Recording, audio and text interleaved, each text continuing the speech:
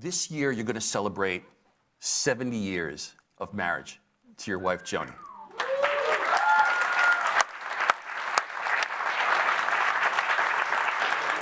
We decided to stay with it until we get it right. We're still working on it. I want to know how you two kids met. I want to know that story. After I got out of the Army, I decided I think I'd like to get married. I was tired of living with sergeants and corporals and privates. I wanted to live with a girl.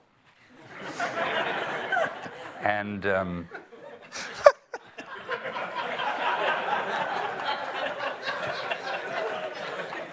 so I started looking around for a girl to marry, and I found it's not that easy, really.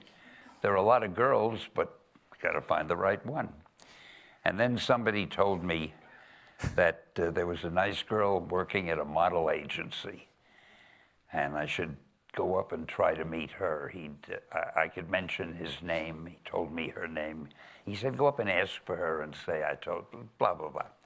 So I went up to the model agency, and I walked up to the desk where the greeter was, and there was this vision standing at the desk who said, may I help you, with a voice that was music and a figure that was indescribable and a face that you couldn't believe.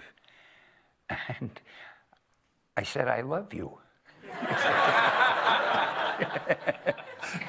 I really did. I couldn't help myself. And we started talking and kidding around. And the next thing I knew, I took her to lunch. She wasn't the girl I was supposed to meet. I never saw that girl. She was inside somewhere. And her name was Joan, and I took Joni to lunch. And then we got married. It was a good lunch.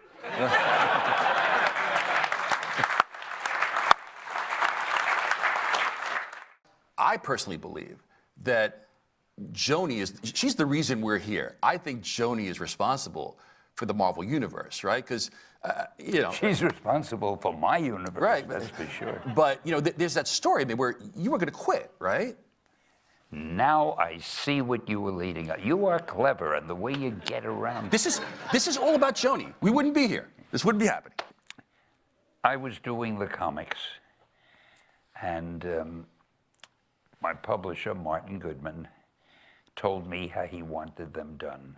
A lot of action, a lot of fight scenes, not too much dialogue.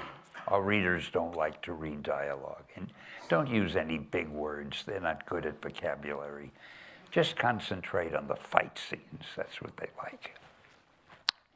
Well, I can write a fight scene, I think, as well as anybody, but that's not what I wanted to spend my life doing. I said, how about characterization? How about caring for the characters and building them? Give me fight scenes. So I went home and I said to Joni, you know, honey, I think I'd like to quit. I can see this job as a dead end. It's going to lead to nothing. I might as well leave now and try to find something else to do. And then the thing you're leading up to, she gave me the world's greatest advice. She said, why don't you do one book the way you want to do it? The worst that'll happen, he'll fire you, but you want to quit anyway. At least you'll have gotten it out of your system. I thought that was good advice. So I did the Fantastic Four, which was more the type of story I wanted to do. It wasn't all fight scenes, and I had 4 characters that I could give different personalities to each one and so forth.